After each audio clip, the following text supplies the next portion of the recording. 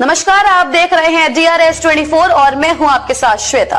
तो चलिए रुक करते हैं आज की प्रमुख और बड़ी बरन क्षेत्र बेनई पशुपैठ में भारतीय किसान यूनियन भानु के बैनर तले मंगलवार को आयोजित किसान पंचायत में किसानों की विभिन्न समस्याओं को लेकर जोरदार चर्चा हुई। पंचायत में 7 सूत्रीय मांगों पर विचार करते हुए प्रशासन को 1 सप्ताह का अल्टीमेटम दिया गया। चेतावनी दी गई कि यदि निर्धारित समय में समस्याओं का समाधान नहीं हुआ तो संगठन तीव्र एवं निर्णायक आंदोलन के लिए बाध्य होगा। पंचायत में वक्ताओं ने कहा कि हाल ही में आई आंधी तूफान से किसानों की फसलों में भारी तबाही हुई है। मांग की गई कि तहसील स्तर तक तत्काल सर्वे कराकर प्रभावित किसानों को शीघ्र मुआवजा दिया जाए। उन्होंने पंचायत में कुछ यूं कहा, सुनते हैं भारतीय किसान यूनियन भानु के राष्ट्रीय प्रमुख प्रवक्ता बच्चू सिंह चौहान से। किसान पंचायत का एकमात्र उद्देश्य तो किसानों की समस्याओं के समाधान के लिए लड़ाई लड़ने का है। आज कुछ समस्याएं हमारे सामने हैं, यहाँ उनको लेकर पंचायत का आयोजन किया गया है और इन समस्याओं को अधिकारियों के सामने और सरकार तक पहुंचाया भी जाएगा किसी तरह से, और उनके समाधान के हरसंभव प्रयास भी किए जाएंगे। जैसे कि आंधी तूफान से जो फसल बर्बाद हुई है, अभी 3-4 तारीख में जो बारिश हुई और अभी भी जो बादल छाए रहे हुए हैं, तो जो नुकसान हुआ है उस नुकसान का सर्वे कराकर तुरंत इसका मुआवजा जो है किसानों को उपलब्ध करवाया जाए। और जिन लोगों के मकान गिरे हैं, बेचारे बेघर हुए हैं, उनको तुरंत जो है आवास उपलब्ध करवाई जाए। ये हमारी सरकार से और आगरा प्रशासन से मांग है विशेष रूप से। नंबर 2, स्मार्ट प्रीपेड मीटरों को जबरन लगाया जा रहा है देहाती क्षेत्रों में। देहाती क्षेत्रों में स्मार्ट मीटरों की कोई आवश्यकता नहीं है।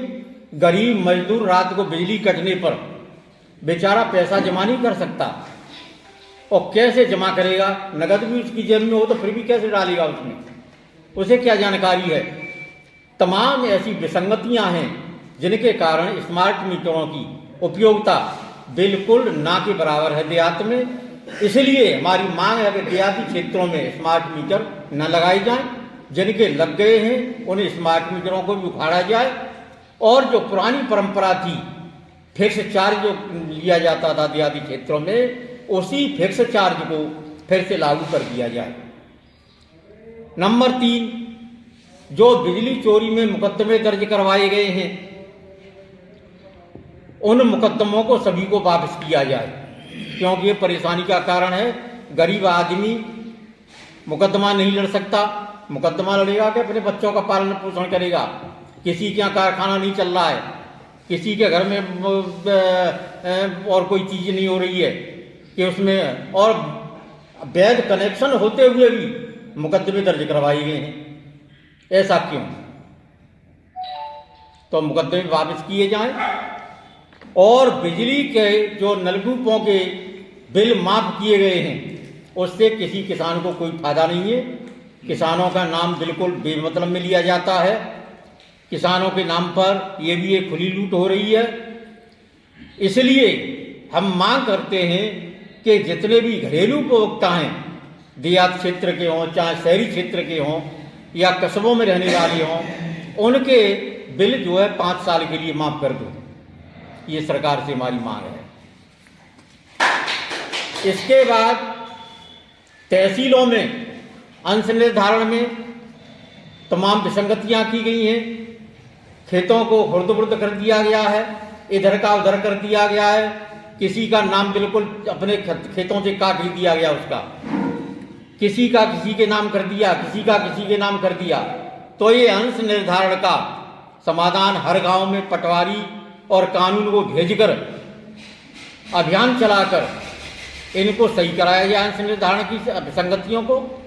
और जिन लोगों के नाम गलत हैं खतौनियों में, उनके नाम सही करवाए जाएं बिना किसी परेशानी की। इसके बाद जो निजी स्कूलों का मामला है कि अभिभावकों से लूट खसूट ड्रेस के नाम पर, प्रवेश के नाम पर, किताबों के नाम पर की जा रही है, इसके लिए सरकार कोई व्यवस्था करे। हम तो ये जानते हैं कि जानबूझ के तुम लोग करवा रही हो सब कुछ। तो ये सरकार जो है इस पर कानून बनाए या कुछ भी करे, लेकिन लूट खसूट से बचाए कम से कम। लोग तो विश्वास करके वो करते, या फिर ऐसा कर दे कि केवल सरकारी स्कूल ही रखे जाएं और सब जैसे नेपाल में कर दिया है कि प्राइवेट स्कूल बंद कर दिए गए। बिल्कुल एक प्रधानमंत्री से लेकर संतरी का बच्चा सरकारी स्कूलों में पढ़ेंगे, वहाँ नियम बना दिया। तो हम उसी तर्ज पर ये चाहते हैं कि यहाँ भी उसी तर्ज पर कर दिया जाए, सरकारी स्कूलों में व्यवस्था बनाओ ऐसी, प्राइवेटों की तरह कर दो उनको, और प्राइवेट स्कूलों को बिल्कुल बंद कर दो, जिससे उनकी लूट खसूट से वो बच सके। इसके अलावा पुलिस की बात आती है सबसे लास्ट में और सबसे फर्स्ट में। थाना बरैनी की पुलिस को मैं लेता हूं। राकेश यादव जो पत्रकार हैं, वरिष्ठ पत्रकार हैं क्षेत्र के, उनके साथ कुछ लोगों ने मारपीट की, लूटपाट की उनके साथ। उन्होंने मुकदमा दर्ज करवा दिया, कैसे भी करके मुकदमा भी दर्ज नहीं कर रही थी पुलिस। मुकदमा दर्ज हो गया, लेकिन आज तक पुलिस ने न तो गिरफ्तारी की, न उसके खिलाफ कोई ठोस एक्शन लिया गया। ऐसा क्यों? मैं थानेदार से, एसीपी एतमादपुर से और डीसीपी आगरा और सीपी आगरा से ये पूछना चाहता हूं कि आखिर ये सब तमाशा क्या चल रहा है आपके यहाँ? क्या जनता को भी इसको अपने हाथ में लेना पड़ेगा? नेता तो साले जो है कमीने हैं यहाँ के, वो कुछ नहीं करना चाहती। वो तो बस योगी जी की रैली हो रही है, बसों में भर भर के ले जा रहे हैं, समोसे पूरी कमाएंगे, लोगों को मस्ती ले रहे हैं। तो मैं जो है मांग करना चाहता हूँ, एसीपी एतमादपुर से ही कहना चाहता हूँ कि भाई लूट खसूट करना बंद कर दो। दलालों का अड्डा थाने तक बना रखा है, तो थानों में दलाली का अड्डा बंद कर दो, बिल्कुल दलालों का बैठना बंद करिए।